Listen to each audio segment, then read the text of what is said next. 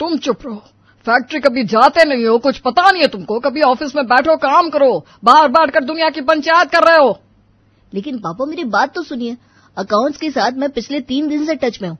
आपको पता है कितना घोटाला हो रखा है। तभी वहां पर अजय का बड़ा भाई विजय आता है। अच्छा, घोटाला हो रखा है? क्या घोटाला हुआ है छोटा, जरा हम भी तो सुना। तभी वहां विजय की बीवी और अजय की भाभी, जो कि घर की बड़ी बहू होती है, वो आ जाती है, जिस पर उसके ससुर यानी कि अजय विजय के पिता को बहुत विश्वास होता है। बता बहू, क्या कह रहा है? ये बोल रहा है फैक्ट्री के अकाउंट में घोटाला है। तो इसे खाना टाइम पर नहीं देती है क्या? दिमाग खराब हो चुका है इसका। पापा विश्वास तो करिए, मुझे बस 2 दिन का समय दीजिए, मैं प्रूफ लाकर दे दूंगा। भाभी आप समझाइए ना पापा को, वो लोग अपने एम्प्लॉय पर बहुत ज्यादा विश्वास करते हैं। हाँ हाँ, कोई ना, सुन रहे हैं वो लोग। अरे पापा छोटा है, इसको कुछ मत बोला करिए। माँ जी की बात से आपको पता है, ये मुझे ही अपनी माँ जैसा मानता है। अरे तभी तो बहुत शांत हूँ, माँ होती तो कान पकड़कर समझाती। तूने ना लाड़ प्यार में बिगाड़ दिया इसको। मैं छोटा नहीं हूँ भाभी, पढ़ लिख कर समझदार हो चुका हूँ। तभी भाभी अपने पति विजय की ओर देखती है। अच्छा, MBA कर लेने से सब कुछ नहीं हो जाता? तेरा एडमिशन मैंने बीटेक में करा दिया है, जाके पढ़ाई पूरी कर। मुझे पढ़ाई नहीं करनी, मुझे बिजनेस देखना है पापा का। मैं काम करना चाहता हूँ। पढ़ लिख कर भी मुझे पापा का बिजनेस ही करना था। वैसे भी MBA बहुत है इस काम के लिए। जब माँ ने और पापा ने अपनी पूरी जिंदगी बिजनेस में लगा दी है, तो तू क्यों परेशान हो रहा है छोटे? अरे अपनी जिंदगी जी, जो सपना हम लोगों ने नहीं पूरा किया वो तू कर। हम भी यही चाहते हैं, पढ़ाई लिखाई करके अच्छे से बिजनेस में आएगा तो हमारा ही फायदा होगा। पिता जो कि हमेशा बड़े बेटा बहू को ही मानते थे, जिन लोगों ने उनके मन में अजय के लिए ऐसी छवि बना दी थी कि वो 1 नंबर का लापरवाह और नाकारा है, आवारा है और सभी को परेशान करता है, ऐसे में वो भी उनके हाँ में हाँ मिला देते हैं। पर मुझे नहीं पढ़ना, मुझे बिजनेस देखना है। अजय, अभी तुम छोटे हो ना, बड़े भैया और पापा जो कह रहे हैं मान लो। हाँ, तुम्हारे भले के लिए कह रहे हैं वो। पिता और भाभी वहां से चले जाते हैं। थोड़ी देर बाद विजय कमरे में जाता है जहां भाभी खड़ी थी। इसको क्या बिजनेस का भूत सवार हो गया? और घोटाले की क्या बात कर रहा है? आपने ठीक से काम नहीं किया क्या? अरे अकाउंट्स में तो तुम्हारा भाई है, पता नहीं क्या करता है। पूछने बैठो तो उल्टा आंख दिखाता है। अपने भाई को बोल दो कि वो नौकरी कर रहा था, नौकर की तरह रहा। अरे हाँ, हम तो नौकर है ना तुम लोगों के घर के। एक तो मेरा भाई तुम्हारे पूरे घर का काम संभाल रहा है, हम लोगों को पैसे निकाल कर दे रहा है बिजनेस से, वो भी किसी को पता लगे बिना। ये नहीं मानोगे। एक बार अजय घुस गया ना तो फिर ये जो शानो शौकत है, जो इतने फ्लैट जमीन ले रखी है, सब वापस करनी पड़ जाएगी। वो तो मेरा भाई है जो समझता है। उधर देविका का भाई रोहित अपनी पत्नी रानी से कहता है, भाई मजा है जिंदगी का। बहन जीजा जी की फैक्ट्री में काम करते तो मजा आ गया। इतना तो कोई विदेश से पढ़कर आया नहीं कमा सकता जितना मैंने 3 महीने में कमा लिया। तुम्हारी दीदी कुछ ज्यादा ही चालाक बनती है। बताओ ऐसा कौन होता है जो अपने ससुराल में 2 भाइयों के बीच में फूट डालकर पैसे कमाए?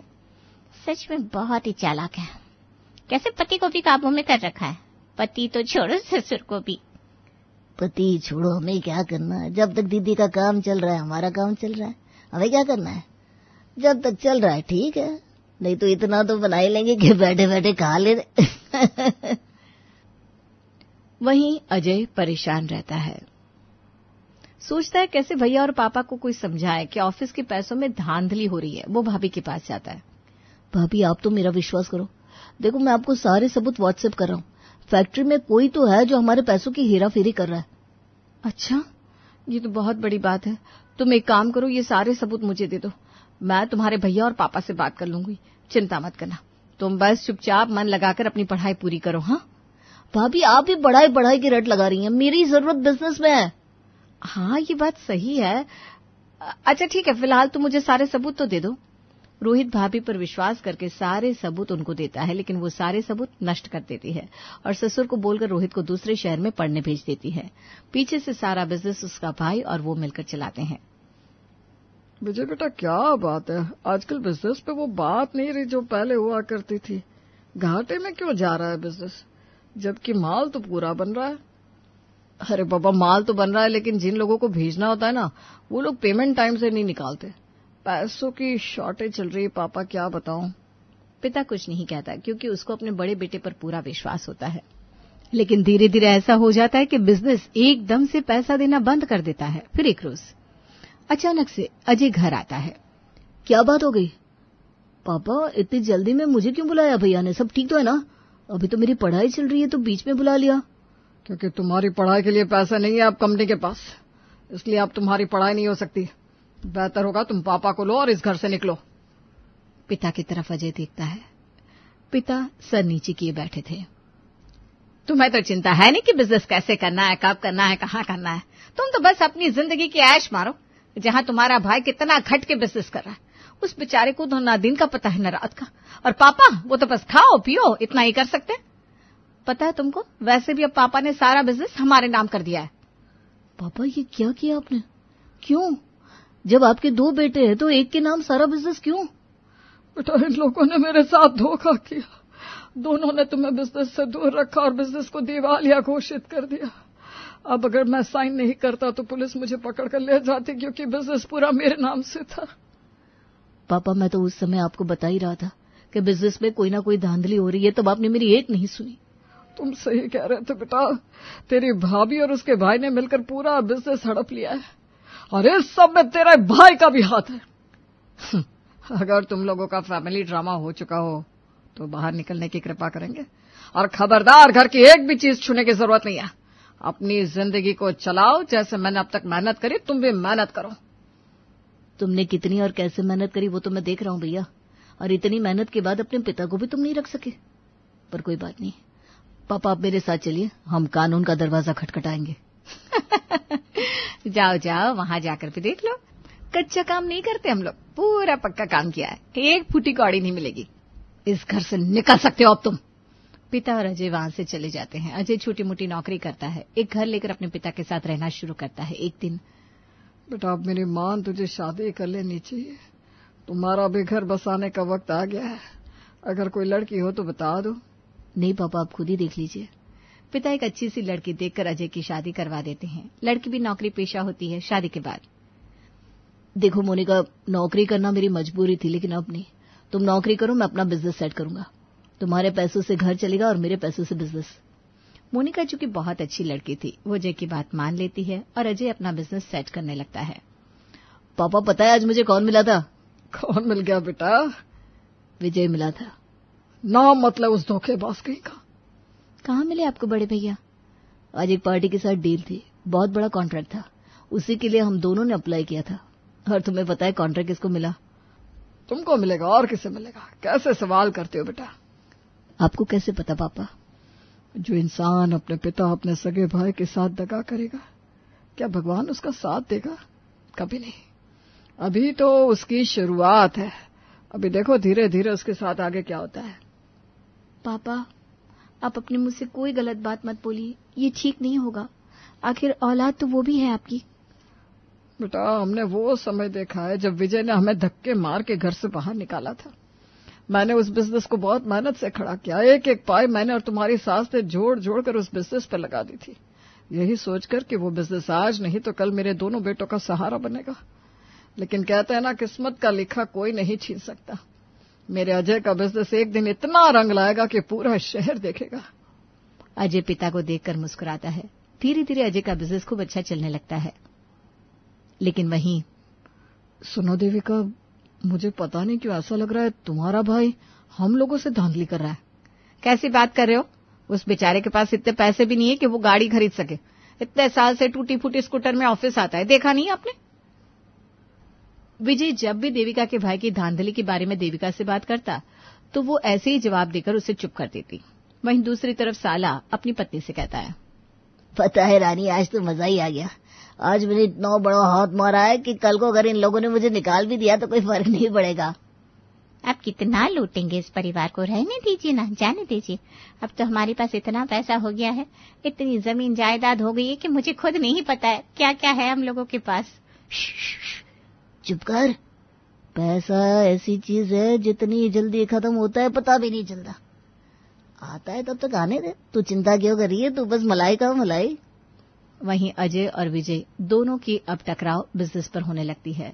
वहीं अजय का कारोबार दिन दुगनी रात चौगनी तरक्की करता है तो विजय का साला यानी कि बीवी का भाई उसके बिजनेस को दीमक की तरह खा रहा था।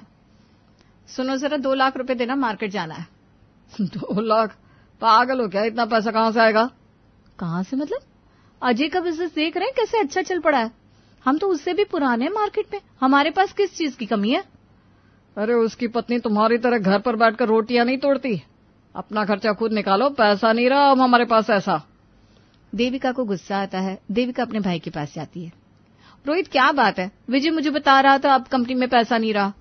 दीदी मैं क्या बोल रहा हूँ, पता नहीं तुम्हारा पति कितने घोटाले करवाता है मुझसे। खुदा ना खास्ता मुझे अगर पुलिस ने पकड़ लिया तो सबसे पहला नाम तो मैं जीजू का ही लूंगा। अरे कैसे बात कर रहे हो, घोटाले क्यों करवाएगा वो? अब तो पूरी कंपनी हमारी है। अजय और पापा को तो हमने यहाँ से निकाल कर बाहर फेंक दिया है। अब वो तुम्हारा फैमिली का मामला है, मुझे इसमें कुछ लेना देना नहीं है। मैं तो तुम्हारे पति ने जैसा जैसा बोल रहा है वैसा कर रहा हूँ। रोहित बहन को इस बात का विश्वास दिला देता है कि कंपनी सच में दिवालिया हो रही है और कंपनी के पास पैसा नहीं है। उधर दूसरी तरफ पापा अब सारा दिन घर पे रहते रहते बोर नहीं हो जाते? फैक्ट्री क्यों नहीं आते अब? बेटा जब से अपना काम खत्म हुआ है दिल ही नहीं करता। बहुत मेहनत करता था मैं किसी वक्त, अब तो लगता है सब बेकार था। काम पे जाने का कोई मकसद ही नहीं लगता। कैसी बात कर रहे हैं पापा जी, आपका काम खत्म कहाँ हुआ है? आप ही का तो काम है, हम तो बस साथ चल रहे हैं। आपके आशीर्वाद लेकर चलेंगे हम। पापा आपकी बहुत जरूरत है अजय को। जीती रहो बेटा। वैसे बोलो अजय कुछ काम था क्या? तुम्हारे लिए तो मैं हमेशा तैयार हूँ। बोलो तो कल से ऑफिस आ जाऊंगा। पापा ये आपके कार की चाबी, कल सुबह आपको लेने ड्राइवर आ जाएगा। कंपनी का सारा फाइनेंस और अकाउंट्स आप देखेंगे। मुझे किसी पर भरोसा नहीं है। पिता भी अजय के लिए रोज ऑफिस जाते हैं और फाइनेंस का काम संभाल लेते हैं। वहीं एक रोज विजय ऑफिस जाता है तो उसका साला रोहित उसको गेट पर ही रोक लेता है। ऐसा है विजय बाबू, अब इस कंपनी में तुम्हारा एक भी पैसा नहीं है। पूरी कंपनी मेरी है। बेहतर होगा तुम यहाँ से दफा हो जाओ। पागल हो गया क्या? कैसी बेकी बातें कर रहा है? भूल गया यहाँ पे सिर्फ तुम नौकरी कर रहे हो, एक नौकर हो इस कंपनी में। तभी प्रोडक्शन का एक आदमी आता है और विजय देखो जैसा रोहित सर कह रहे हैं वैसा करो। राकेश कैसी बात कर रहे तू? आज मैं विजय और ये सर हो गया? औकात भूल गया क्या तुम अपनी? जी हाँ, आपने खुद अपनी पूरी संपत्ति, फैक्ट्री, घर रोहित सर के नाम कर दिया। बोलो तो पेपर दिखाऊं। रहने दो राकेश, हम दोनों की मेहनत है कि आज हम दोनों ने मिलकर इतना बड़ा बिजनेस चलाया। तुमने मेरा साथ ना दिया होता तो मैं इस कंपनी का मालिक नहीं बनता। इतना ही नहीं, हम दोनों मिलकर करोड़ों नहीं कमाते। वरना ये तो अभी भी अपने भाई को धोखा देकर पूरी कंपनी घोटाले में ही कर रहा था। वैसे भी जैसी करनी वैसी बननी, निकलो यहाँ से महाशय। विजय घर आता है और देविका को सारी बात बताता है। देविका को विश्वास नहीं होता। कैसी बात कर रहे हो? विजय तो देविका पर भड़क जाता है। तुम्हारी वजह से आज मैं सड़क पर आ गया। कितनी बार तुम्हारे भाई को निकाला कंपनी से, लेकिन तुम होगी। अब अपने मायके जाकर मेरी पूरी बिजनेस मुझे वापस करवाओ, नहीं तो निकलो यहां से। देविका अपने भाई के घर जाती है जहां पर भाई की पत्नी। अरे दीदी आओ बैठो, क्या खाओगी? चुप करो समझी, कि तुम लोगों ने मेरी फैक्ट्री में क्या हाल मचा रखा है। आज विजय को रोहित ने ऑफिस के अंदर नहीं आने दिया। अरे रे, वो क्या है ना, रिश्तेदारों को काम पे रखना ठीक नहीं होता। फिर जीजा के सामने साला कैसे खुलकर काम कर सकता है। विजय भैया को बोलो ना कहीं और नौकरी कर ले। कंपनी अब हमारी है ना दीदी। अच्छा कंपनी तुम्हारी है, तुम लोगों को हमने नौकरी में रखा तो तुम धांधली करके हमारे साथ धोखेबाजी करोगे। भूल गए वो दिन जब गिड़गिड़ाया करती थी तुम मेरे सामने? हाँ तो आपको भी याद नहीं आपने कैसे अपने ससुराल वालों को धोखा दिया था। कर्मों का फल है दीदी, अब भुगतो। काफी कोशिशों के बाद भी जब बात नहीं बनती तो मियाँ बीवी क्या करते, एक दिन क्यों ना हम लोग अजय के पास चले, उससे मदद मांगते, वो जरूर मदद करेगा। कैसी बात कर रहे हो? पता है किस हालात में हम लोगों ने उसे घर से बाहर निकाला था। वो आखिर मेरा सगा भाई है, खून का रिश्ता है मेरा उससे। देविका को भी पति की बात में दम लगता है और दोनों अजय के पास जाते हैं। क्या लेने आए हो तुम दोनों यहाँ पर? निकलो यहाँ से।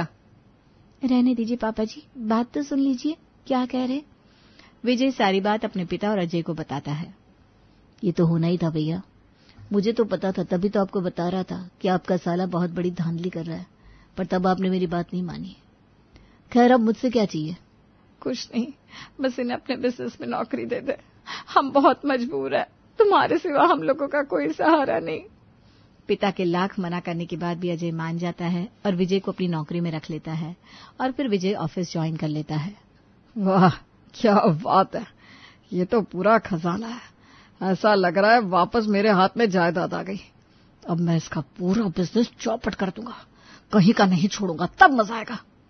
और विजय बिजनेस में धांधली करना शुरू कर देता है, लेकिन उसकी धांधली ज्यादा दिन तक नहीं चलती। एक दिन अजय के पिता कहते हैं, अजय, विजय को रखकर तुमने बहुत बड़ी गलती करी।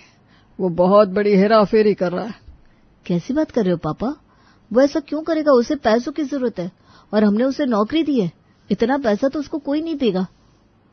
बोलना तो नहीं चाहिए है तो मेरा बेटा, लेकिन उससे तुम्हारी तरक्की बर्दाश्त नहीं हो रही।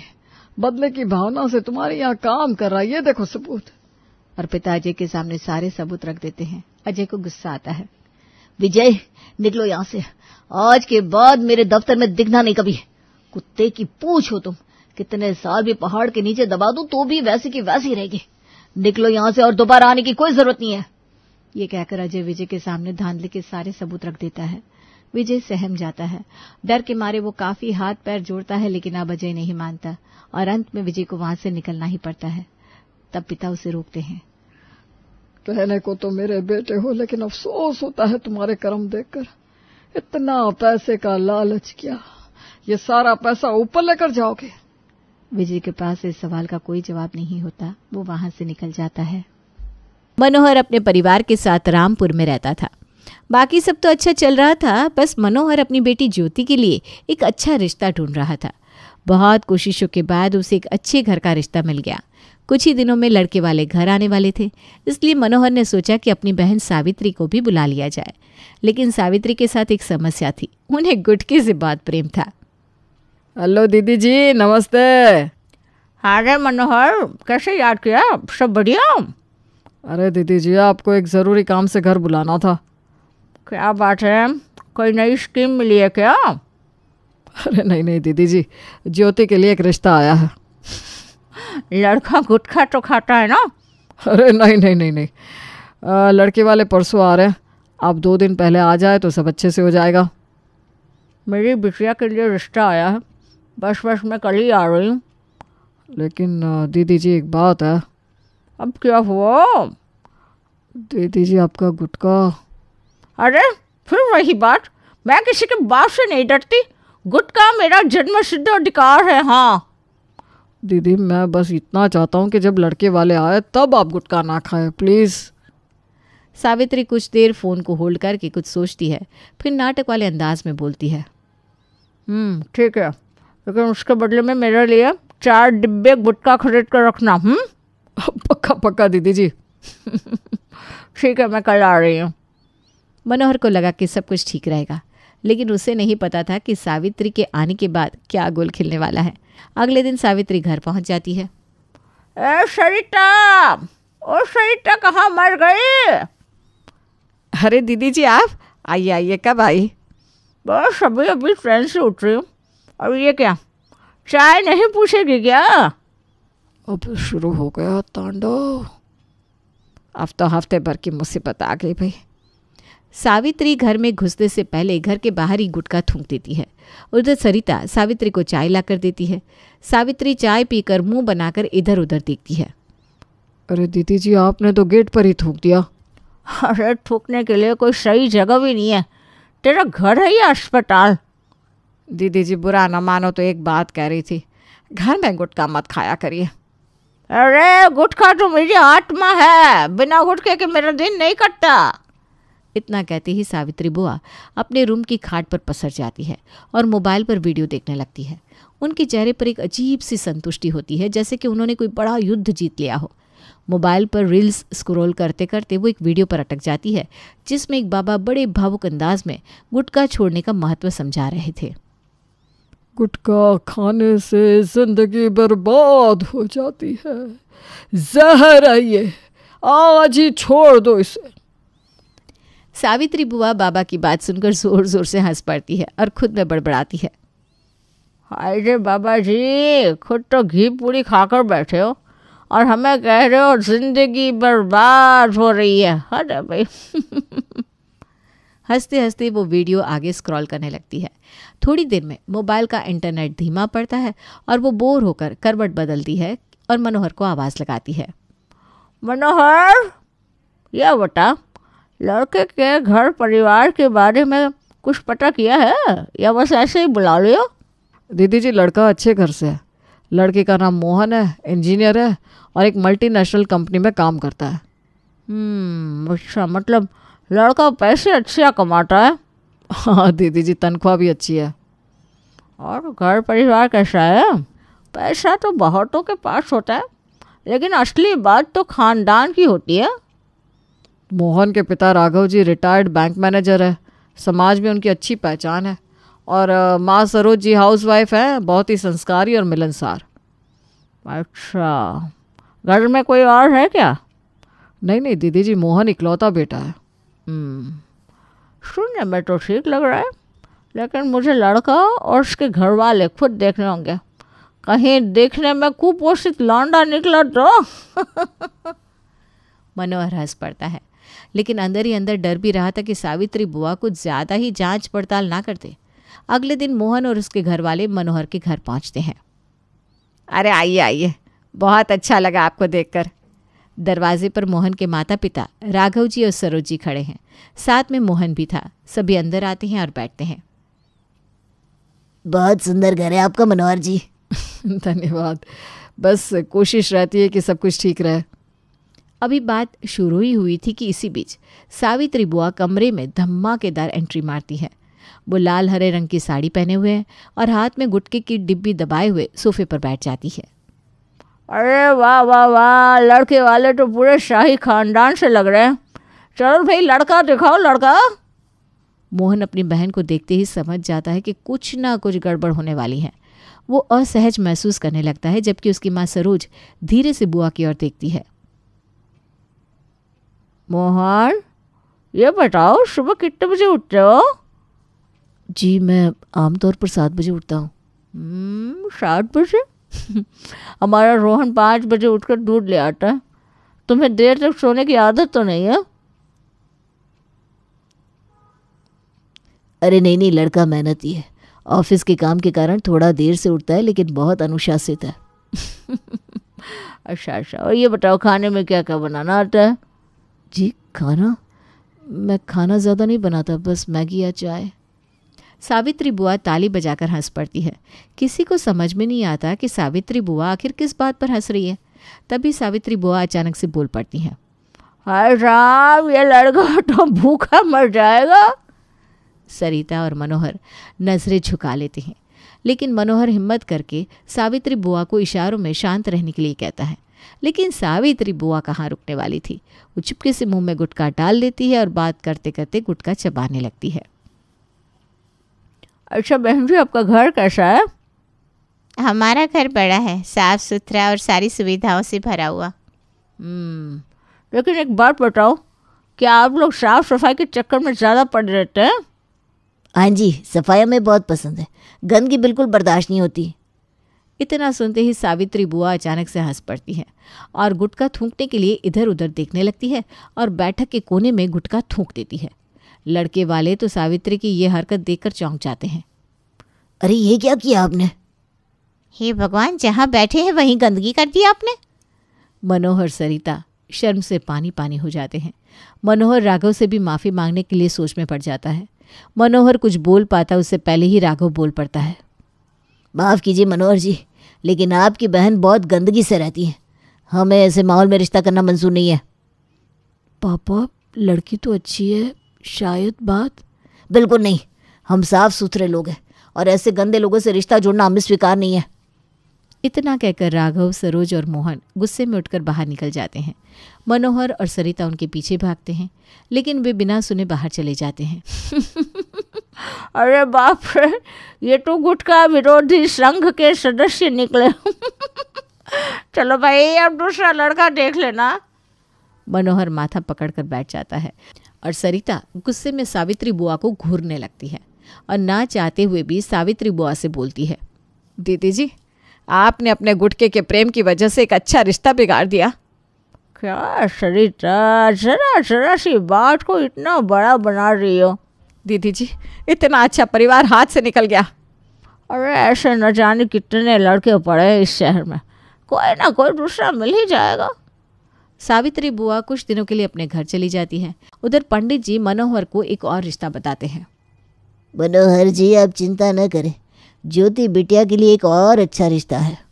अरे वाह, कौन है वो लड़का? लड़के का नाम है राहुल। बहुत ही सुशील, समझदार और पढ़ा लिखा लड़का है। अच्छा, और क्या करता है? सरकारी नौकरी में है, एक सरकारी विभाग में ऊंचे पद पर है और अच्छी तनख्वाह भी पाता है। अरे वाह, सरकारी नौकरी वाला लड़का, ये तो बहुत बढ़िया बात है। बिल्कुल, ऐसे रिश्ते रोज रोज नहीं मिलते।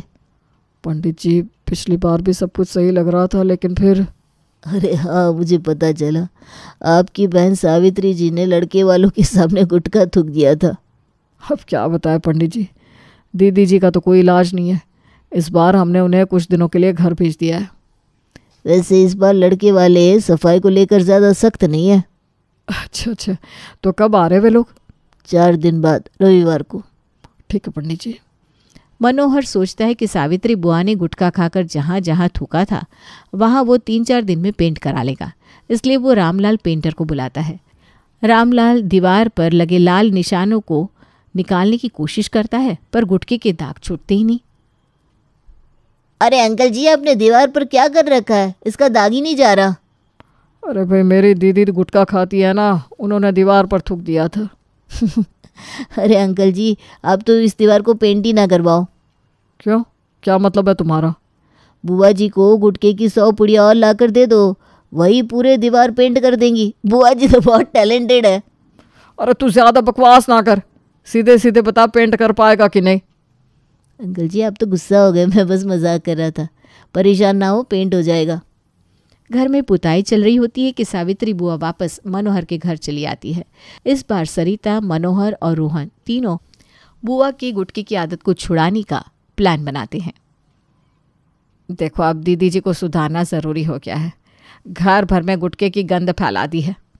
अरे लेकिन दीदी जी का गुटखा छीनने का मतलब है महाभारत छिड़ जाना। अरे पापा, आप इतना डरते क्यों हैं? बुआ है, भूत नहीं। ठीक है, कल से ऑपरेशन गुटखा बैन शुरू। सभी जोर से हंसते हैं, मगर सावित्री बुआ को शक हो जाता है कि कुछ तो गड़बड़ है। सुबह सावित्री बुआ अलमारी में गुटखा ढूंढती है, लेकिन उन्हें गुटखा नहीं मिलता। अरे बाप रे, गुटखा कहाँ गया? अरे किसी ने देखा है मेरा गुटखा? ये किसकी हरकत है? सावित्री बुआ पूरा घर सिर पर उठा लेती है, लेकिन गुटखा नहीं मिलता। इधर सरिता और मनोहर छिपकर हंस रहे थे। ए मनोहर, मेरा गुटखा कहाँ गया? नहीं दीदी जी, मुझे कुछ नहीं पता। बुआ जी, अब आप गुटखा छोड़ ही दीजिए। देखिए आपके दांत कितने पीले हो गए। अरे चुप बे, मैं तेरा गुटखा छुड़वा दूंगी। सावित्री बुआ गुस्से में रोहन के पीछे भागती हैं, पर रोहन हंसते हुए वहां से भाग जाता है। रात को सावित्री बुआ घर में सबको सोता हुआ देखती है और चुपचाप बाहर जाती है। ऐ छोटू, जल्दी दो मेरा माल। बुआ जी, घर वाले तो आपको सुधारने में लगे हैं। अरे उन्हें छोड़ो और जल्दी से मेरा गुटखा दे। अगले दिन मोहल्ले में शर्मा जी अपने काम से कहीं जा रहे थे, तभी अचानक सावित्री बुआ उन पर गलती से गुटखा थूक देती है। सब ये देखकर हैरान रह जाते हैं कि उनके पास गुटखा कहाँ से आया, लेकिन सब समझ जाते हैं कि उनसे गुटखा छुड़ाना मुश्किल ही नहीं, नामुमकिन है। वहीं दूसरी तरफ शर्मा जी नीचे से लड़ने लगते हैं। अरे ये क्या बदतमीजी है? कौन है ऊपर? किसने ये गंदगी फेंकी? अरे शर्मा जी, लगता है ऊपर से बुआ जी ने गुटखा थूक दिया। गुटखा? कौन बेहुदा है ये? अगर मेरे हाथ लग गया ना तो। तभी मनोहर बाहर आता है और स्थिति संभालने की कोशिश करता है। अरे शर्मा जी, क्या हुआ? इतनी आवाजें क्यों आ रही है? क्या हुआ? अरे देखो, बुआ जी ने मेरे ऊपर से गुटखा थूकर मेरी नई शर्ट खराब कर दी। मनोहर ऊपर देखता है और समझ जाता है कि ये दीदी जी की हरकत है, लेकिन वो जल्दी से कोई बहाना सोचने लगता है। मनोहर शर्मा जी के करीब आता है, फिर हैरानी दिखाते हुए शर्ट पर लगे दाग को गौर से देखता है। अरे शर्मा जी, ये तो टीका जैसा लग रहा है। टीका? ये गुटखा है, गुटखा। मैं बचपन से जानता हूँ गुटखा कैसा होता है। अरे नहीं शर्मा जी, ये पूजा का जल है। वो क्या है ना, सरिता ऊपर से तुलसी के पत्तों को जल छिड़क रही थी और गलती से आपके ऊपर गिर गया। जल? मगर ये लाल रंग का क्यों है? अरे शर्मा जी, वो जल में हल्दी, कुमकुम और चंदन भी तो मिला था ना, वही रंग बन गया होगा। शर्मा जी थोड़ा सोच में पड़ जाते हैं, फिर कहते हैं, अच्छा, मगर इसमें पान जैसी खुशबू क्यों आ रही है? अरे शर्मा जी, जल में बुआ जी कभी कभी इलायची और लौंग भी डाल देती है ताकि घर में सकारात्मक ऊर्जा बनी रहे। आसपास खड़े लोग मुस्कुराने लगते हैं। शर्मा जी अभी भी पूरी तरह इस बात पर विश्वास नहीं कर पाते हैं, लेकिन उनका सुबह सुबह ज़्यादा लड़ने का मूड भी नहीं होता। ठीक है, लेकिन अगली बार ध्यान रखना। अरे बिल्कुल बिल्कुल शर्मा जी, अगली बार आपको हम खुद पूजा का विशेष जल छिड़क कर देंगे। शर्मा जी भून भुनाते हुए आगे बढ़ जाते हैं। मनोहर जल्दी से घर के अंदर आता है और दरवाज़ा बंद कर देता है। अंदर आकर जोर से हंसने लगता है। हे भगवान, ये कौन सा झूठ बोल दिया। और क्या करता, दीदी जी का नाम आ जाता तो पूरा मोहल्ला हंसता। इतने में सावित्री बुआ भी अंदर आती है और दोनों को हंसता देख सवाल करती है, अरे किस बात पर इतना हंस रहे हो? कुछ नहीं दीदी जी, बस शर्मा जी का गुटका स्नान हो गया। सावित्री बुआ जी को सब समझ में आ जाता है, इसलिए वो खुद भी हंसने लगती है। सावित्री बुआ का गुटका प्रेम अमर है, लेकिन अब सबसे बड़ी चुनौती थी जो दूसरे लड़के वाले घर आने वाले थे। दीदी जी, कल जब दूसरे लड़के वाले आएंगे तो आप खुद ही देख लेना, लेकिन ज़रा अच्छे से पेश आना। ऐसा ना हो कि पहले वालों की तरह इन्हें भी भगा दो। अरे पर दूसरा लड़का है कौन? दूसरा लड़का राहुल है, वो भी सरकारी नौकरी में है और उनके पिता दिनेश जी भी सरकारी अफसर हैं। पर लड़के की आदतें कैसी है? अभी तक तो कोई बुरी बात सामने नहीं आई है। वैसे भी कल जब परिवार आएगा तब सही से सब पता चल जाएगा। पर हाँ, अगर लड़के वाले नक चढ़े निकले ना तो मैं खुद उन्हें रिजेक्ट कर दूंगी। अगले दिन रोहन और उसके पिता दिनेश घर पहुंचते हैं। सावित्री बुआ का मूड ठीक था, लेकिन मनोहर को एक अजीब सा डर सता रहा था। अगर उन्होंने ऐसा वैसा बोल दिया तो, और उससे भी बड़ी चिंता थी सावित्री बुआ सच में बिना गुटके के रह पाएंगी क्या। ज्योति बिटिया बहुत संस्कारी लग रही है, हमें तो बहुत पसंद आई। जी, मैं भी ज्योति जी से बात कर सकता हूँ क्या? ज्योति शर्मा जाती है, लेकिन तभी बुआ जी बीच में कूद पड़ती है। अरे बेटा, पहले ये बताओ तुम्हारी सैलरी कितनी है? जी, मेरी तनख्वाह 50,000 रुपये महीना है। बस 50,000? अरे आजकल तो किराने की दुकान वाले भी महीने में इतना कमा लेते हैं। चलो छोड़ो, ये बताओ तुम्हें खाना बनाना आता है? जी, खाना? अगर मैं तुम्हारे घर आई और मेरी भतीजी घर में ना हो, मैं बीमार पड़ गई, तो क्या तुम मुझे खिचड़ी बनाकर दोगे? पर ये सब तो बहू का काम होता है ना। अरे वाह, मतलब बहू नौकरी भी करे, घर भी संभाले। पूरा माहौल गंभीर हो जाता है। मनोहर को पसीना आ जाता है। सरिता बार बार बुआ को चुप कराने की कोशिश कर रही थी। तुम शराब तो नहीं पीते? नहीं, बिल्कुल नहीं। सिगरेट? वो भी नहीं। तो क्या तुम दूध नहीं पीकर जिंदा रहते हो? अब तक दिनेश जी का चेहरा लाल हो चुका था। माफ कीजिए, हमें ये रिश्ता पसंद नहीं है। अरे पर क्यों? आपकी बहन बहुत अजीब सवाल कर रही है और हमें ऐसे माहौल में रिश्ता नहीं करना। इतना कहकर दिनेश और रोहन वहां से चले जाते हैं। बुआ जी ठहाका मार कर हंसने लगती है। मनोहर समझ जाता है कि बुआ को घर से किसी न किसी तरह रफा दफा करना ही होगा, वरना कोई भी अच्छा रिश्ता होना नामुमकिन हो जाएगा। सरिता, मैंने एक प्लान बनाया है दीदी जी को घर से भगाने का। कैसा प्लान? और दीदी जी इतनी आसानी से घर से चली जाएंगी क्या? दीदी जी खुद का कमरा तो खूब साफ सुथरा रखती है, पर हमारे घर में और इधर उधर गंदगी फैलाती रहती है। मैं समझ गया पापा क्या करना है। कल से सब बुआ जी के कमरे में बैठेंगे और उन्हीं के कमरे में गंदगी करेंगे। जब वो शाम को सफाई करने बुलाएगी तो उनसे कह दिया जाएगा कि शामू घर पर नहीं है। ठीक है पापा, हम सब तैयार हैं और इस मिशन को पूरा करेंगे। पिछले 3-4 दिनों से सावित्री बुआ को घर में अजीबो अजीब चीज़ें देखने को मिल रही थी, जो उन्हें बिल्कुल पसंद नहीं आ रही थी। कभी किसी ने उनके बिस्तर पर चाय गिरा दी, कभी किसी ने गिले हाथ उनके सफ़ेद पर्दों में पोंछ लिए। किचन में जाती तो सिंक में गंदे बर्तन भरे मिलते। हर और उन्हें गंदगी और लापरवाही नजर आ रही थी। अरे शामू कहाँ मर गया? दीदी जी, वो तो बाहर किसी काम से गया हुआ है। शामू के व्यस्त रहने का सबसे ज़्यादा झटका सावित्री बुआ को लगता है। अरे ये घर के लोग तो पहले ऐसे ना था, अब क्या हो गया? धीरे धीरे बुआ जी को समझ में आने लगा कि अब ये घर उनके रहने लायक नहीं रहा। न सफाई का ध्यान, न कोई उनकी सुनता है। आखिरकार उन्होंने बिना किसी से ज़्यादा चर्चा किए मनोहर से 2 दिन में ही विदा लेने का फैसला कर लिया। इस तरह गुटखा प्रेमी सावित्री बुआ, जो पूरे घर में हुक्म चलाती और जगह जगह गुटखा थूकती, आप खुद ही वहाँ से विदा लेकर अपने घर रवाना हो गई। अरे भाई पुष्पा, आज इतने दिनों बाद यहाँ पार्क में, क्यों भाई सहेलियों को भूल गई है क्या? अरे भाई, जब से मेरी बहू आई है ना, ऐसा लगता है मैंने मुफ्त की WWF की टिकट खरीद लिया। पूरा दिन मेरे घर में कुश्ती का माहौल बना रहता है। हाँ हाँ, मुझे सब पता है कि तेरे घर में कुश्ती की वजह तू ही है। अरे नई नई शादी है, थोड़ा जी लेने दे बेटा बहू को। तू आकर हमारे साथ टाइम पास कर लिया करना। क्यों बहू के जीवन में रायता फैलाना? कभी तू उसके कपड़ों के पीछे पड़ जाती है, कभी उसके बनाए खाने के पीछे लग जाती है। अरे भाई, ये टिपिकल सास वाली हरकतें ना बंद कर दे आप। अरे बावली हो क्या तुम सबके सब? अच्छा तुम ये बताओ, यहाँ हम क्या करने आते हैं? क्या करने आते हैं इसे क्या मतलब? अरे टाइम पास करने आते हैं, और क्या। इसी बहाने थोड़ा एंटरटेनमेंट हो जाता है, मन हल्का हो जाता है। बस तो जिस चीज़ की तलाश में तुम यहाँ आते हो वो मेरे घर में मुफ्त अवेलेबल है, तो मैं क्यों बाहर आऊँ? अरे भाई, अपनी बहू के साथ लड़ना, उसे छोटी छोटी बातों पर टोकना, ये तो एक अलग ही अनुभव है। क्या बताऊँ, बड़ा मज़ेदार लग रहा है मुझे तो ये सब। और जब वो मुझसे झगड़ा करती है ना, तो आय हाय हाय, कलेजे को जो ठंडक पड़ती है पूछ मत। सारी टेंशन, फ्रस्ट्रेशन दूर हो जाती है। पुष्पा की बातें सुनकर बाकी की सहेलियां हैरान होकर उसकी बातें सुन रही थी। अरे भाई, आज तक तो मैंने लोगों को ग्रह कलेश के कारण दुखी और परेशान होते देखा है, लेकिन ये पुष्पा पहली ऐसी बंदी है जो अपनी बहू से लड़कर इतनी खुश नजर आ रही है।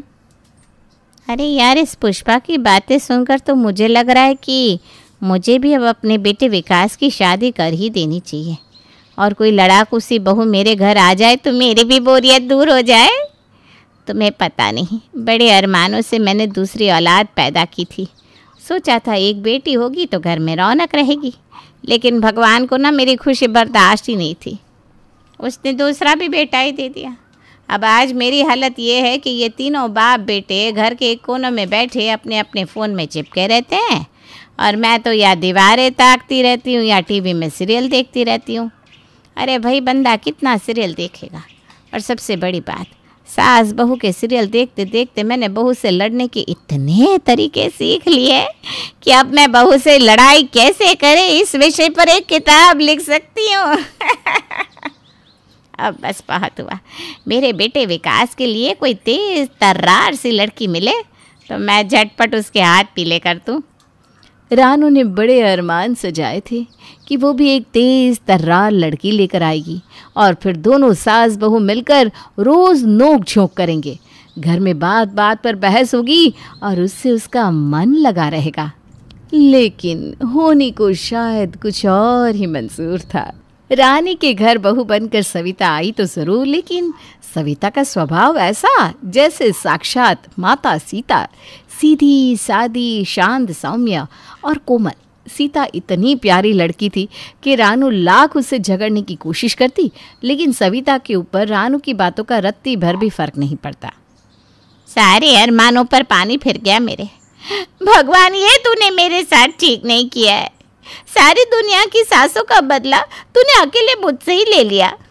सब यही चाहते हैं कि उनके घर सीधी सादी गऊ जैसी बहू आए, लेकिन उन्हें लड़ाकू लड़कियां मिल जाती है, और यहाँ मैं बहू के साथ लड़ाई करने के लिए मरी जा रही हूँ, तो मेरे घर ये गाय को भी मात दे दे इतनी सीधी लड़की भेज दी। मेरी तो जिंदगी व्यर्थ हो गई भगवान। इस सविता से तो अब मुझे कोई उम्मीद नहीं है।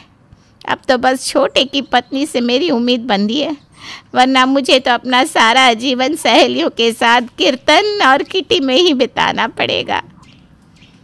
और भाई रानू, अब तो बहू आ गई है, अब तो मज़े में कट रही होगी। रोज बहू के साथ नोक झोंक हो रही होगी। जीवन में रस ही रस आ गया होगा अब तो तुम्हारे। अरे भाई, कहीं ऐसा तो नहीं अब तुम सहेलियों से मिलना जुलना ही छोड़ दो? अरे यार, क्यों मेरे जले पर नमक छिड़क रही है? कोई रस नहीं आया मेरे जीवन में। अब मेरी बहू बहू नहीं, देवी है देवी, साक्षात माता सीता है वो। अब चाहे जितना भी परेशान करने की कोशिश कर लूं, उसके ऊपर कोई असर ही नहीं पड़ता। जहाँ बैठने को कहो वहाँ बैठ जाती है, जो पहनने को कहो पहन लेती है, जो खाने को कहो खा लेती है। सुबह 4 बजे उठने को कहो तो 3 बजे उठ जाती है। यहाँ तक कि मैंने उसे विकास के कमरे में जाने से मना किया तो मेरे कमरे में ज़मीन पर बिस्तर लगाकर सो गई। बताओ, आज के ज़माने में मिलेगी कहीं ऐसी बहू? पता नहीं, मेरी ही किस्मत फूटी थी। अरे भगवान की कृपा है तेरे ऊपर, जो ऐसी सुशील लड़की आई है तेरे घर में। अब ये बेवकूफ़ी छोड़ और थोड़ी कदर कर ले अपनी बहू की। वो इतनी प्यारी है तो तू भी उसे प्यार से गले लगा और खुशी खुशी रह। तुझे तो पता है ना, मुझे डायबिटीज़ है। इतना मीठा मुझसे बर्दाश्त नहीं होता। मुझे तो अपनी ज़िंदगी में चटपटा और खट्टा स्वाद चाहिए। अब इस सविता से तो मुझे कोई उम्मीद है नहीं। अब तो बस मुझे इंतज़ार है कि छोटे बेटे रवि के लिए मैं कोई चटपटी सी दुल्हन ढूंढ सकूं, ताकि हमारे घर में रोज़ धमाके हो और मैं बैठकर आराम से आनंद ले सकूं। सविता को परेशान करने के सारे तिकड़मों के फेल हो जाने के बाद अब रानू ने अपना पूरा ध्यान छोटी बहू ढूंढने में लगा दिया था। हाँ दीदी, हम साफ बता रहे हैं भाई, सीधी सादी लड़के संग हमारा गुजारा नहीं है। हमें तो आज के ज़माने की तेज़ तर्रार, अपने हक में आवाज़ उठाने वाली लड़की चाहिए। माजी माजी करने वाली तो पहले ही इस घर में एक है। रानू, हक वक का तो पता नहीं, लेकिन लड़की तेज़ है। हम फ़ोटो और उसके पापा का नंबर भेज दे रहे हैं। अब तुम जानो, तुम्हारा काम जाने। कल को लड़की आकर घर में कलेश मचाए तो हमको दोष ना देना। हम तो समझा रहे हैं, छोड़ो ये बेतुकी जिद, कोई अच्छी लड़की देखो। पहले ही 2 रिश्ते टूट चुके हैं लड़की के स्वभाव के कारण। I like it. बस ऐसी तो लड़की चाहिए जो कलेश करे, बातों का विरोध करे, अपनी जिद मनवाए। अरे दीदी, आपने तो मेरे मन की मुराद पूरी कर दी। चटपटी बहू लाने की चाहत के चलते जल्दी ही रानो लड़ाकू दिशा को अपने बेटे के लिए पसंद कर लेती है शादी के बाद। अरे मैं तो बिना बात ही आज तक अपनी बड़ी बहू को कोसती जा रही हूँ। अब समझ में आया आखिर मेरी इतनी मन्नतों के बाद भी कि सविता मेरे घर की बहू कैसे बन गई।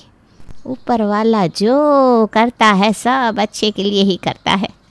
अब मसालेदार एंटरटेनमेंट के लिए मुझे ज़्यादा कुछ करने की ज़रूरत नहीं है। बस मुझे हल्की सी चिंगारी लगानी है, फिर अपने आप लगेगी आग और मैं बैठकर देखूंगी तमाशा। शादी के 4 दिन बाद। अरे दिशा बेटा, तू रसोई में क्या कर रही है? मम्मी जी, मैं तो नाश्ता बना रही थी।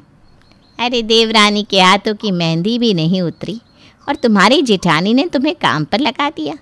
अरे बेटा, काम तो तुम्हें जीवन भर करना है। हफ्ता 10 दिन सविता तुम्हें बनाकर खिला नहीं सकती थी क्या? बेटा, जेठानी ना जेठानी होती है, चाहे कितना ही बनाकर रख लो उसके साथ, लेकिन वो अपना असली रंग दिखाई देती है। अरे नहीं नहीं मम्मी जी, ऐसी कोई बात नहीं है। भाभी ने तो मुझसे कहा ही था कि मैं आराम से अपने कमरे में बैठी रहूं, काम वो अकेले निपटा लेंगी। लेकिन बेचारी भाभी अकेले कितना काम करेंगी? बाकी किसी को तो घर में बस टीवी के अलावा कुछ दिखता ही नहीं है। इसलिए मैंने सोचा कि किसी को दिखे ना दिखे, मुझे तो दिखाई दे रहा है कि घर में कितना काम है, तो मैं थोड़ी सी भाभी की मदद ही कर देती हूँ। ऐसा क्यों लग रहा है कि ये तीर जो मैंने सविता के लिए चलाया था वो मुझे ही आकर चुभने लगा है? कहीं इसका इशारा मेरी तरफ तो नहीं? अच्छा, बहुत भाभी वाली बन रही हो ना?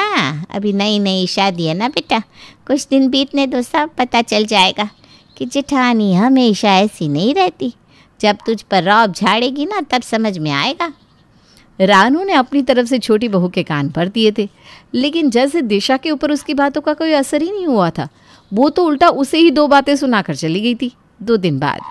अरे कौन सी उल्टी गंगा बह रही है मेरे घर में? 2 बहुओं के होते हुए भी घर में चूं की आवाज़ नहीं। ऐसा कैसे चलेगा? इस तरह से तो मेरे सारे अरमान धरे के धरे रह जाएंगे। क्या करूं? ज़रा सा भी मज़ा नहीं आ रहा।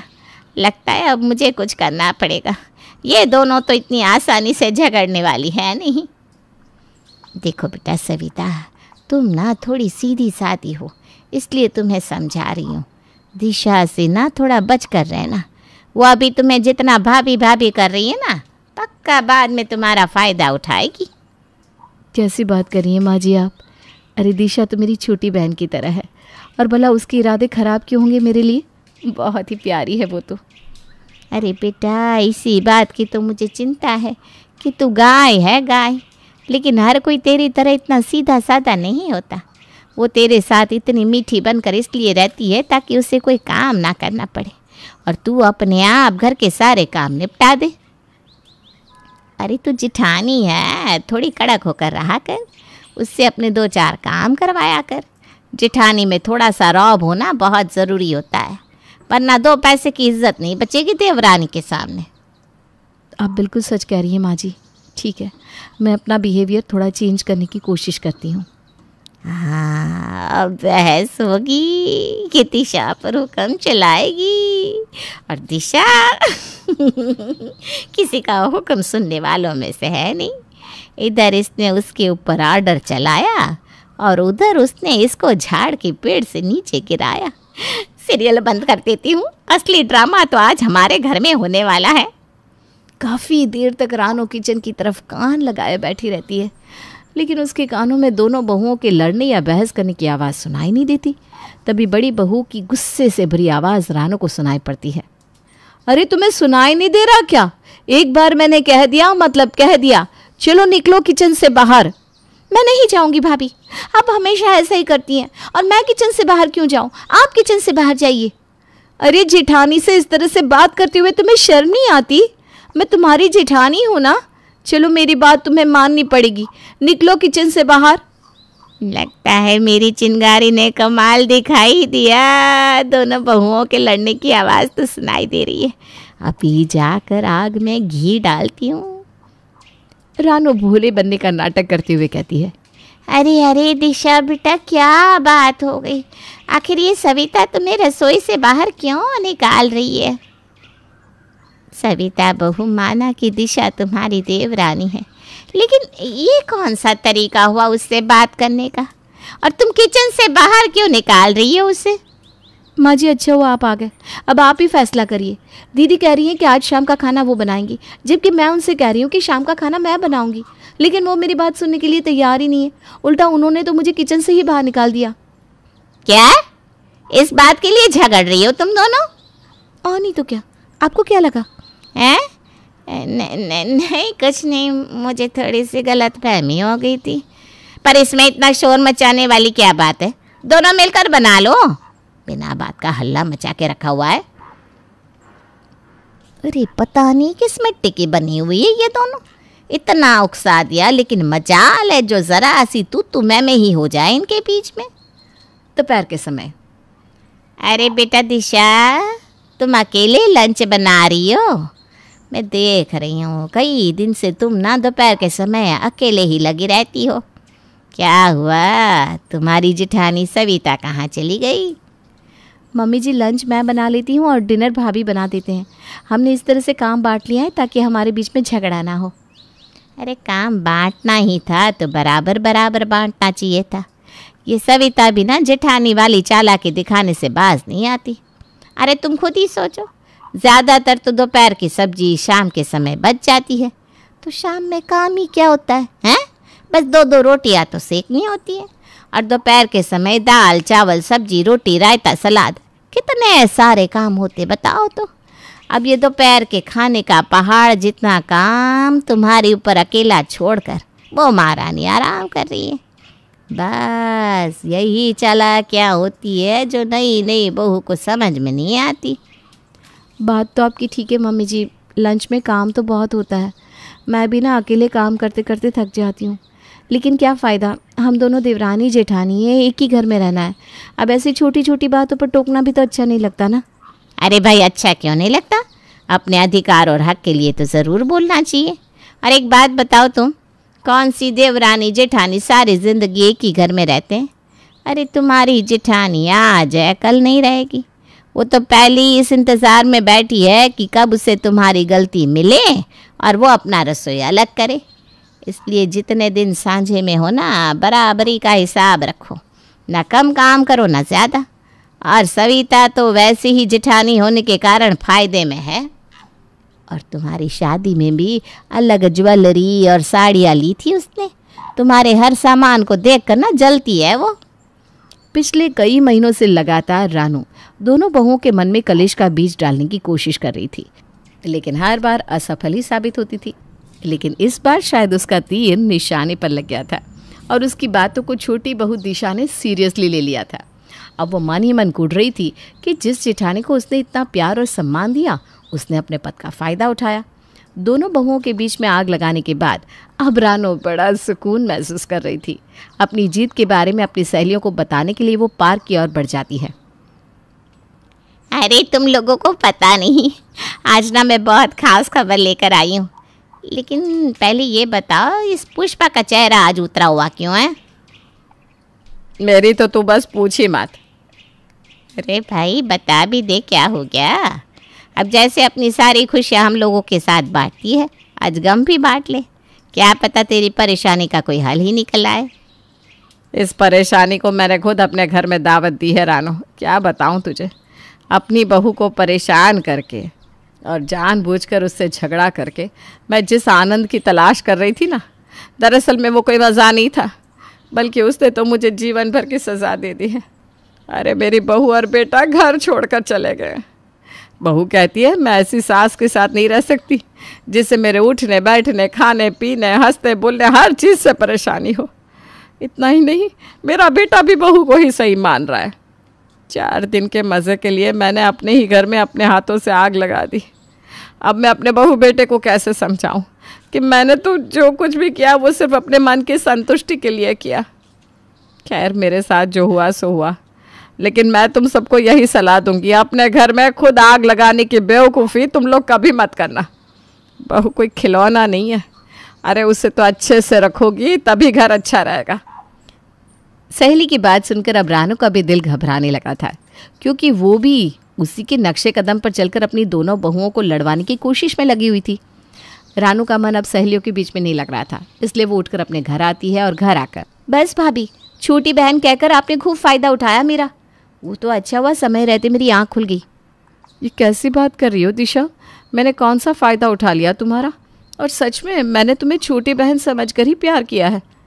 मुझे नहीं पता था कि तुम ऐसे रंग दिखाओगी। रंग मैं दिखा रही हूँ? अरे ये घर तोड़ने वाली और देवरानी को दबा के रखने वाली पॉलिटिक्स ना मेरे साथ नहीं चलेगी, बता दे रही हूँ। हे भगवान, ये क्या हो गया? लगता है मैंने जो चिंगारी छोड़ी थी उसने अपना कमाल दिखा दिया। रानू दौड़ते हुए अपनी बहू के पास जाती है। दिशा, सविता, ये क्या कर रही हो तुम दोनों? अरे क्या हो गया है, क्यों झगड़ रही हो? मम्मी जी बस बहुत हो गया, थक गई हूँ मैं भाभी की चालाकियाँ बर्दाश्त करते करते। इनको क्या लगता है कि ये ऐसे ही चालाकी दिखाती रहेंगी और मैं समझूंगी नहीं? इन्होंने जानबूझकर मुझे लंच बनाने का काम दिया ताकि ये आराम फरमा सके। अच्छा, 4 दिन सबका लंच बनाने का काम दे दिया तुम्हें, तो मैं चालाक हो गई? और मैं जो इतने सालों से अकेले सबका लंच डिनर और ब्रेकफास्ट बना रही हूँ, उसका क्या? ठीक ही कहा है किसी ने, देवरानी देवरानी ही होती है, उसे बहन समझने की भूल नहीं करनी चाहिए। मेरी मति मारी गई थी जो मैंने तुम्हें अपनी छोटी बहन का दर्जा दिया। अरे चुप करो तुम दोनों। ना तो दिशा की इसमें कोई गलती है और ना ही सविता की, क्योंकि ये सारी आग मेरी लगाई हुई है। मैं ही चाहती थी कि तुम दोनों के बीच में ये जो प्यार है वो झगड़े की जगह ले ले। इसलिए मैंने तुम दोनों के हर छोटी बड़ी बात को लेकर कान भरे। सविता ने कभी गहने कपड़े या काम में तुम्हारी बराबरी नहीं की दिशा, वो तो मैं ही झूठ बोलकर। मुझे माफ़ कर दो बच्चों, आज के बाद ऐसी भूल नहीं होगी। अब आपने माफ़ी मांग ली है माँ जी, तो हम भी आपको एक राज की बात बताते हैं। हम दोनों भी कोई झगड़ा नहीं कर रहे थे। हमने आपको सुधारने के लिए चाल चली थी कि हम आपको एक बार लड़कर दिखा ही दे कि जब घर में लड़ाई होती है तो कैसा लगता है। आपको क्या लगता है, हमें समझ में नहीं आ रहा? आप जो रोज़ छोटी छोटी बातों पर हमें लड़ने के लिए उकसाती रहती हो। अरे हम सब समझ रहे थे। माफ़ कर दो मुझे। अरे माँ जी भूल जा वो सब। और हाँ, अब से हमें अगर एंजॉय करना हो तो कहानी घर घर की देख लिया करेंगे। अपने घर में लड़ाई करने की क्या जरूरत है। रेखा की 3 बहुएं हैं और तीनों एक से बढ़कर एक। जहां अंजलि और नैना खुद को मॉडर्न और आजकल की स्टाइलिश बहू समझती हैं, वहीं महिमा घरेलू और सबको लेकर चलने में यकीन रखती है। महिमा के आने के बाद से रेखा ने कभी एक गिलास पानी तक उठाकर नहीं पिया। नैना को आए हुए अभी ज्यादा वक्त नहीं हुआ था। एक रोज रेखा अंजलि से कहती है, बड़ी बहू कहाँ हो, जरा कमरे में आना तो। अंजलि साड़ी को अपनी कमर में दबाती भागती हुई रेखा के पास जाती है। मम्मी जी, आपने जैसे ही आवाज़ दी मैं भागी चली आई। मेरी माँ जैसी मम्मी कुछ कहे और मैं अनसुना कर दूँ, ऐसा कभी हो सकता है क्या? तभी तो तू मेरी लाडली है। और वो महिमा, उसे कुछ आता जाता है नहीं, बेकार में ही जल्दबाजी में सौरों की शादी कर दी और महिमा को ले आई। तुझे पता है, जैसे ही तेरी शादी हुई महिमा का रिश्ता आ गया था, सब मेरे पीछे पड़ गए कि साथ साथ दूसरी बहू भी ले आ। मैंने सोचा ठीक है, दोनों बहुएं मिलकर रहेगी, काम आराम से हो जाएगा। ऐसे ही सौरों की शादी करनी तो है, लेकिन मुझे क्या पता था कि महिमा ऐसी आएगी जो कुछ करेगी नहीं, सास के आगे पीछे नहीं कर सकती, और क्या करेगी वो। मम्मी जी, ये सब छोड़िए ना, आप अपना मूड क्यों खराब करती हैं? मैं और नैना है ना, मैं नैना को अपनी तरह बना लूँगी, फिर हम दोनों अपनी प्यारी सासू माँ के हिसाब से उनकी सेवा करेंगे। अरे ये हुई ना मेरी बहू वाली बात। ले, जिस काम के लिए तुझे बुलाया वो तो मैं भूल ही गई। ये तोहफे नैना के घर से आए हैं, इनमें से तुझे जो पसंद है वो ले ले, आखिर में जो बचेगा वो महिमा को दे दूँगी। वैसे भी वो लगती तो बहू कम, काम वाली ज़्यादा है, ना ढंग से रहती है ना उसे कहीं खड़ा कर सकते हैं। मम्मी जी, आप क्यों अपना खून जलाती हैं? मम्मी जी, मैं आपसे कुछ बात करना चाहती हूँ। हाँ बहू बोल, क्या बोलना है? बोलने से पहले अपनी मम्मी जैसे पूछेगी क्या पगली? मम्मी जी, मुझे पता है कि मेरे मायके में सब कहते हैं तेरी सास कितनी मॉडर्न है। मॉडर्न तो आप हो ही, उसमें कोई शक नहीं है। मैं ये कह रही थी कि आजकल ना सब सूट पहनती हैं, क्योंकि सूट तुरंत पहना भी जाता है और अच्छा भी लगता है। हाँ तो क्या दिक्कत है, तुम लोग भी सूट पहन सकती हो। मेरे ख्यालात नए हैं, पुराने नहीं है। मैं तो इन सब में मानती नहीं हूँ। अंजलि एक साड़ी पसंद कर अपने कमरे में आ जाती है और कहती है, आखिर मम्मी जी को बाटली में उतार ही लिया। मम्मी जी बेचारी। इधर महिमा घर के कामों में लगी रहती है। मम्मी जी को दवाइयाँ भी लेनी है, आज नाश्ते में ही लेट हो गया। महिमा जल्दी जल्दी नाश्ता बनाकर मेज़ पर रखती है। नाश्ता देखकर रेखा कहती है, बहू बहुत जल्दी ले आई नाश्ता है, और थोड़ा जल्दी ले आती, दोपहर के खाने का वक्त तो हो ही जाता।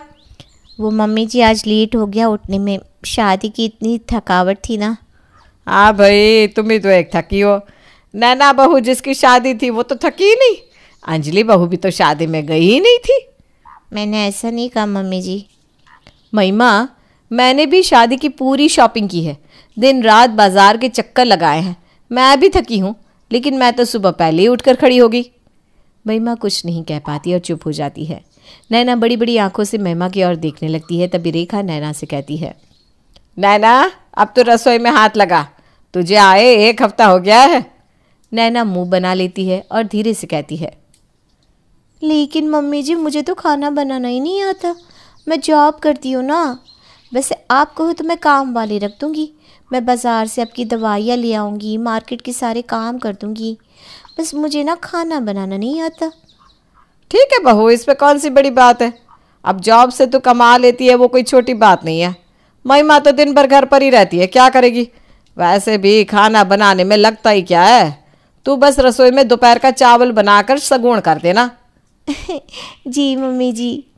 अपनी सास के मुंह से नैना के लिए ऐसे सौम्य शब्द सुनकर महिमा का मन रोने लगता है, लेकिन फिर भी वो खुद को समझाते हुए मन ही मन कहती है, महिमा, सबकी अपनी अपनी किस्मत होती है, तो अपना दिल छोटा मत कर, एक वक्त आएगा जब सब तुझे ही पूछेंगे। महिमा सबको खिला पिलाकर अपने कमरे में चली जाती है। इधर अंजलि और नैना दोनों रेखा के पास बैठकर उसे मस्के लगाने लगती है।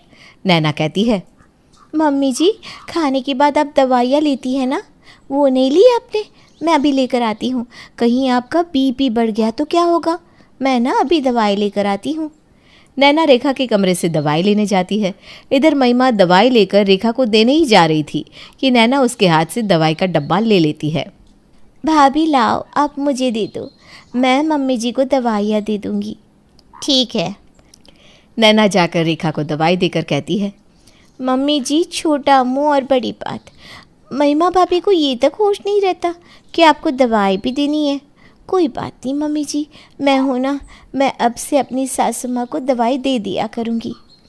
मम्मी जी अब हम 2 बहनें हैं ना, हम आपका ख्याल रखने के लिए काफ़ी हैं। अंजलि रेखा के पैर दबाने लगती है। इसी तरह दिन बीतने लगते हैं। अंजलि और नैना सूट पहनने लगती है, लेकिन महिमा अपनी वही साड़ी ही पहनती है। एक रोज़ अंजलि सुबह पहले मार्केट निकल जाती है और नैना रोज़ की तरह अपने ऑफिस। महिमा बेचारी पूरे दिन घर के काम में लगी रहती, फिर भी उफ तक नहीं करती। रात को अंजलि और नैना एक ही समय घर पहुंचती है।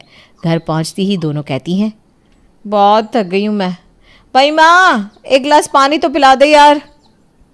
हाँ भाभी मुझे भी पानी देना, आज ऑफिस में बहुत काम था। हाँ गर्दन में दर्द हो गया है मेरे। जी अभी लाती हूँ पानी। महिमा दोनों को पानी देती है और कहती है, आप दोनों हाथ मुंह धो लो, मैं खाना लगाती हूँ। खाने में क्या बनाई हो? रोटी, मिक्स वेज और साथ में सलाद। नहीं, मैं ये नहीं खाने वाली भाभी, मुझसे ऐसा खाना नहीं खाया जाएगा। आप मेरे लिए कुछ और बना दो।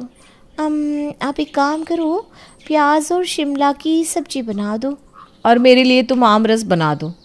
महिमा के चेहरे पर सिकन दिखने लगता है और वो कहती है, आज सुबह से काम वाली नहीं आई, मैंने ही बर्तन साफ़ किए और घर भी साफ़ किया। सुबह से खाना और कपड़े भी किए। मैं बहुत थक गई हूँ। अभी कुछ बनाऊंगी तो सारे बर्तन फिर से हो जाएंगे। अरे तू घर के काम करके थक गई?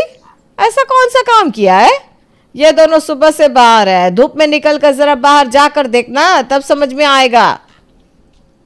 मम्मी जी भाभी ने ऐसा क्या किया? सुबह से बस चादर ही लेकर आई हैं और नैना तो हमेशा से ही ऑफिस जाती है। अच्छा, तुमने कभी ढंग से शॉपिंग की है? एक सामान लेने के लिए कितना भटकना पड़ता है। मैं कोई चादर या अपने सामान के लिए नहीं गई थी। वो मम्मी जी की दवाइयाँ ख़त्म हो गई थी, वो लाने गई थी। एक दवाई तो मिल ही नहीं रही थी, कितना ढूंढा मैंने मम्मी जी, तब जाके मिली है, वरना मैं तो कब का घर आ जाती। रहने दे अंजलि बहू, तू एक काम कर, जोमेटो या स्विगी से ऑर्डर कर ले। अंजलि और नैना जोमेटो से अपने लिए चाउमीन और पनीर चिली ऑर्डर करती हैं और आने के बाद दोनों रेखा के साथ चटकारे लेकर खाती है, लेकिन एक बार भी महिमा से नहीं पूछती। महिमा अपना बनाया हुआ वही खाना खा लेती है। रात में महिमा अपने कमरे में बैठे बैठे रोने लगती है। उसे इस तरह रोता देख सौरव कहता है, क्या हुआ महिमा, मुझे तो बताओ आखिर हुआ क्या है? मेरी क्या गलती है सौरव? मम्मी जी जब देखो मुझे ही सुनाती रहती है। भाभी और नैना से तो वो एक शब्द तक नहीं कहती। वो दोनों उनकी अपनी बहू है, तो मैं सौतेली हूँ क्या? पूरा दिन कुत्तों की तरह काम करती रहती हूँ, लेकिन मजाल है मम्मी जी कभी मेरी तारीफ़ करते। वो मेरी तारीफ़ करना तो दूर, दिन भर मुझे ताने देती रहती है। महिमा, तुम मम्मी की बातों को दिल से मत लगाओ। वो खुद ही नहीं समझ पा रही है कि वो क्या कर रही हैं, लेकिन एक दिन उन्हें सब समझ में आ जाएगा। तुम आराम करो, एक दिन ना तुम काम ही मत करो, फिर मम्मी क्या भाभी और नैना की भी बत्ती गुल हो जाएगी। लेकिन तुम कभी ऐसा करोगी नहीं। क्या करूं मैं ऐसा कुछ नहीं कर सकती हूँ, इसीलिए तो सब मेरा फ़ायदा उठाते हैं। अगले दिन रेखा की पड़ोसन सरोज रेखा के घर आती है। सरोज के आती ही महिमा चाय नाश्ता लेकर आती है और कहती है, आंटी जी नाश्ता कीजिए, मैं अभी गर्मा गर्म पकौड़े बना रही हूँ। मुझे पता है आपको गोभी के पकौड़े बहुत पसंद है ना? हाँ बेटा, मुझे गोभी के पकौड़े क्या, गोभी की हर चीज़ पसंद है। अच्छा हुआ मैं वक्त पर आई। महिमा रसोई में चली जाती है और सरोज रेखा से कहती है, रेखा, तेरी बहू महिमा तो बहुत कामकाजी है, भाग भाग कर काम करती है। जब से आई हूँ बेचारी एक पैर पर लगी है, वही दिन भर रसोई में लगी रहती है क्या? अरे ऐसा कुछ नहीं है, ड्रामा करवा लो इससे। रसोई में काम ही क्या रहता है, झाड़ू पोछा बर्तन और कपड़े की काम वाली है। एक खाने में लगता ही क्या है। मेरी दोनों बहुएं नैना और अंजलि इससे दुगना काम करती है। अंजलि मेरे कपड़े धोती है, मेरी हर छोटी बड़ी चीज़ का ख्याल रखती है। बाजार से कुछ भी लाना हो तो वो अंजलि ले आती है। किसी की मरनी जीने में जाना हो तो अंजलि जाती है, और मेरी नैना वो तो जॉब करती है। देखा, रसोई संभालना सबसे मुश्किल काम है जो ना हर कोई नहीं कर सकता। लाली लिपस्टिक लगाकर तैयार होकर इधर से उधर तो कोई भी कर लेता है। अरे ना रे, कोई काम नहीं करती महिमा, वो तो तुझे दिखावा कर रही है ये सब करके। सरोज मन ही मन सोचती है। कलयुग है, जो करेगा वही मरेगा।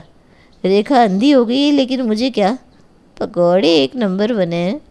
तभी अंजलि वहाँ आती है और अपने माथे पर एक कपड़ा बांध कर कहती है, सरोज आंटी आप हैं?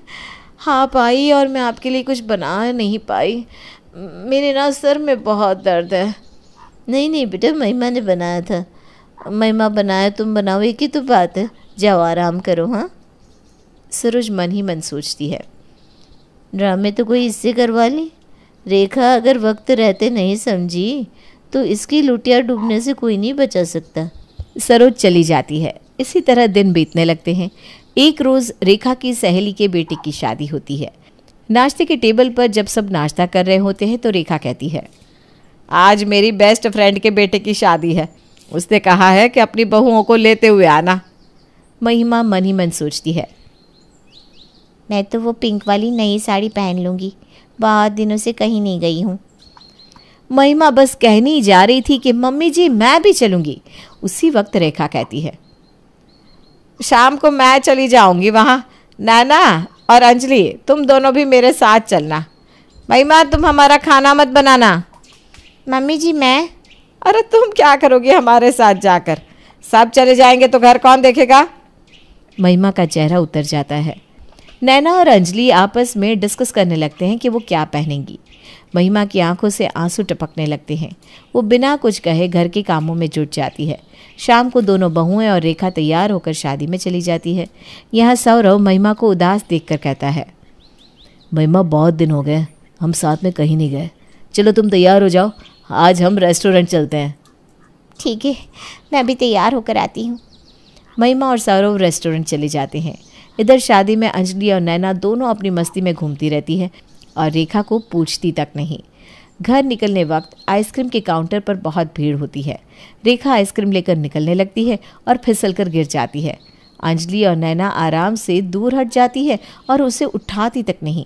रेखा जैसे तैसे खुद उठती है और नैना कहती है, मम्मी जी आपको इतनी भारी साड़ी पहनने की क्या ज़रूरत थी, इज्जत ही पूरी चली गई। मम्मी जी आपको लगी तो नहीं ना, मैं आपको देखती तो उठा लेती। अरे तुम दोनों वही खड़ी थी, लेकिन तुमसे आगे आया ही नहीं गया। नहीं नहीं मम्मी जी, हम दोनों तो चाउमीन खा रही थी, जैसे ही आपके गिरने की आवाज़ सुनाई दी हम भागी आई, तब तक आप खड़ी हो चुकी थी। रेखा को अब सब समझ में आने लगता है। इधर दोनों बहुएं और रेखा घर पहुंचती है। उधर सौरव और महिमा भी घर पहुंचते हैं। महिमा को देखकर अंजलि रेखा से कहती है, मम्मी जी देख रही है ना, हमारे जाते ही इससे रहा नहीं गया और ये भी निकल गई, अभी आ रही है। मेरी शादी तो नई हुई है, लेकिन मैं भी डेट पर नहीं जाती, लेकिन ये महारानी तो हमारे पीछे से चली गई, जैसे कि हम खा जाती। रेखा गुस्से से महिमा से कहती है, तो मैं घर में रहने को कहा था ना, और तुम हो कि तुमसे घर में टिका ही नहीं जाता। मम्मी क्या हो गया चली गई तो? मैं इसे लेकर गया था अपने साथ, वो खुद नहीं गई। भाभी और नैना भी हमेशा आती जाती रहती है, लेकिन आप इनसे कुछ भी नहीं कहती। ओह, तो अब सौरव को खड़ा कर लिया अपनी साइड लेना। सभी अपने अपने कमरे में सोने चले जाते हैं। रात को रेखा की तबीयत बहुत ख़राब हो जाती है और वो उल्टियाँ करने लगती है। रेखा सबको आवाज़ देने लगती है। वो कमरे से तीनों बहुओं को फ़ोन करती है। रेखा के एक फ़ोन पर महिमा भागी चली आती है उसके कमरे में और उसकी पीठ को सहलाने लगती है। क्या हुआ मम्मी जी, आपको इतना पसीना क्यों आ रहा है? बहू लगता है शादी में कुछ ज़्यादा ही खा लिया, गर्मी के कारण अनपच हो गया, मुझे बार बार बाथरूम आ रहा है, डॉक्टर को बुलाना होगा। महिमा डॉक्टर को बुलाती है और घर में सबको उठाती है। भाभी, मैं मम्मी जी के लिए इलेक्ट्रोल पाउडर घोल कर लाती हूँ, आप मम्मी जी को देखिएगा। भाभी, आप तो ऐसे कह रही हैं जैसे आप नहीं होगी तो मम्मी जी को कोई देखेगा ही नहीं। अभी हम दोनों बहुएं हैं। महिमा रसोई में जाती है और रेखा उल्टी पर उल्टी करने लगती है। उल्टी देख नैना और अंजलि उबाकियां लेने लगती है और अपने मुंह पर हाथ लगाकर साइड में खड़ी हो जाती है। कितनी बदबू आ रही है। मम्मी जी, आपको ना इतना नहीं खाना चाहिए था। पापा रे पापा, बदबू से आदमी मर ही जाए। मम्मी जी, आपको बोल देना चाहिए था ना उल्टी करने से पहले। इतने में ही डॉक्टर वहाँ आते हैं और रेखा को दवाई देते हैं। महिमा उल्टियाँ साफ करती है। ये सब पार्टी में खाने के कारण नहीं हुआ है, ये गर्मी के कारण हो रहा है। अभी सबको बचकर रहना चाहिए, जितना हो उतना लिक्विड डाइट ले। डरने की बात नहीं है, आराम कीजिएगा। आप लोग इनका ध्यान रखिएगा। जी डॉक्टर। डॉक्टर चले जाते हैं।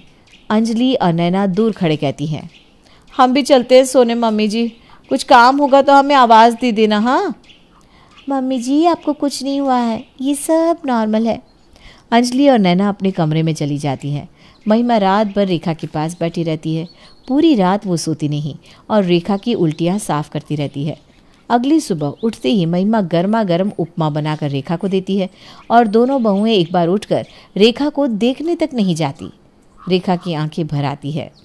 जिस बहू को मैं हमेशा नीचा दिखाती रही, आज उसी बहू ने मेरे लिए इतना कुछ किया। मैंने तेरे साथ बहुत बुरा किया महिमा। सरोज ने ठीक कहा था, रसोई संभालना काफ़ी कठिन है, लेकिन मेरी आंखों पर उन दोनों चुड़ैलों ने पट्टी बांध दी थी। मॉडर्निटी के चक्कर में मैं अपनी अच्छी बहू को बुरी और बुरी बहुओं को अच्छी समझ बैठी थी। मैंने जैसे तेरे साथ किया है ना, तेरी जगह कोई और होता तो मुझे देखने तक नहीं आता, और तूने फिर भी मेरे लिए इतना कुछ किया। मम्मी जी, आप कैसी बात कर रही हो? आप भले ही मुझे अपनी बहू नहीं समझती, लेकिन मैंने तो हमेशा आपको अपनी माँ ही माना है। रेखा नहा धोकर तैयार होकर नाश्ते की टेबल पर आती है और सबके सामने घर की चाबियां महिमा को देते हुए कहती है, बड़े होने से कुछ नहीं होता, जिम्मेदारियां उठाने से आदमी बड़ा बनता है। आज से घर की भाग दौड़ तुम्हारे हाथ में है। अंजलि और नैना, आज से कोई भी काम करने से पहले तुम्हें महिमा से पूछना होगा। रेखा अपनी सत्ता महिमा को सौंप देती है और दोनों बहुएं मुंह ताकती रह जाती।